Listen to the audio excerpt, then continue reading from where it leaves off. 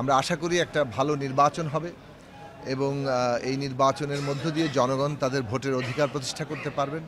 এবং এইটা মনে রাখা দরকার যে রক্তস্নাত অভ্যুত্থানের উপর দাঁড়িয়ে আমরা একটা বাংলাদেশে গণতন্ত্র প্রতিষ্ঠার পথ রচনা করেছি।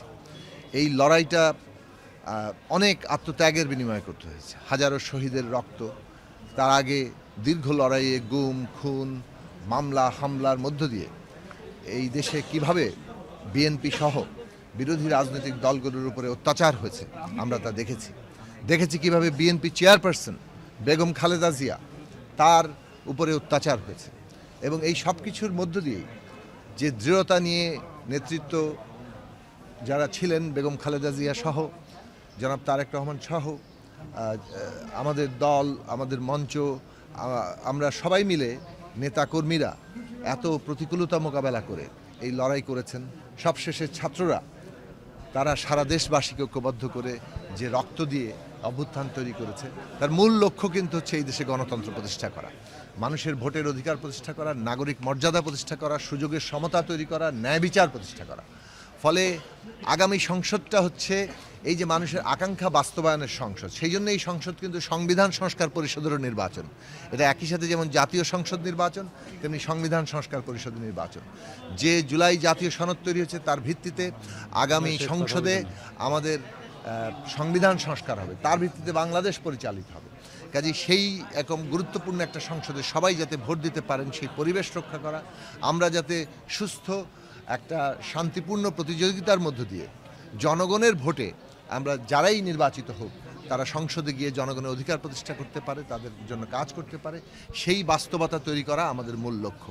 এবং এই রাজনৈতিক দলগুলো প্রধানত ব্যস্ত ছিল আজকে পর্যন্ত কিংবা আগামীকাল পর্যন্ত তাদের প্রার্থী বাছাই, তাদের মনোনয়ন জমা দেওয়া। আগামীকাল থেকে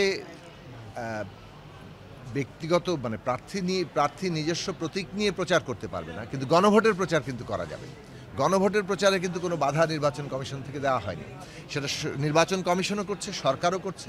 এবং গণভোটের প্রচার আগামী কাল থেকেই আমরা মনে করি যে আমাদের প্রত্যেকটি দল, বিশেষত যারা এই ফ্যাসিবাদ বিরোধী লড়াই করেছে, যারা আমরা সংস্কার প্রক্রিয়ায় অংশ নিয়েছি, প্রত্যেকেরই কর্তব্য হচ্ছে এই গণভোটের ব্যাপারে মানুষকে উৎসাহিত করা এবং হ্যাঁ ভোট দিয়ে এই যে সংস্কার রক্তস্নাত অভ্যুত্থানের ফল হিসেবে, তার আকাঙ্ক্ষা হিসেবে যে সংস্কারের লক্ষ্য আমাদের সামনে আছে, সেই সংস্কারকে বাস্তবায়নের পথকে এগিয়ে দেওয়া।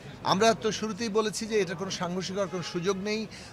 প্রত্যেক বুথে দুটো বুথ থাকবে, একটা গণভোটের জন্য আরেকটা জাতীয় সংসদ এবং সংবিধান সংস্কার পরিষদের নির্বাচনের জন্য। এবং দুটো বুথে একজন ভোটার দুই বুথে দুটো ভোট দিয়ে তারা বেরিয়ে যাবেন। এবং এইটা একদিনে করাটাই আমাদের বর্তমান বাস্তবতায় সাশ্রয়ী, একদিকে অর্থনৈতিকভাবে সাশ্রয়ী, অন্যদিকে হচ্ছে এই যে আগে পরের যে জটিলতাগুলো, সেই সময় সমস্ত কিছু দিক থেকে এগুলো নিয়ে আমরা অনেক যুক্তিতর্ক করেছি এবং শেষ পর্যন্ত যা সিদ্ধান্ত হয়েছে এটাই আমাদের জন্য বর্তমান বাস্তবতায় সবচেয়ে মঙ্গলজনক সিদ্ধান্ত হয়েছে, সবচেয়ে সঠিক সিদ্ধান্ত হয়েছে। আমাদের সকলের কর্তব্য হচ্ছে এটাকে সফল করা।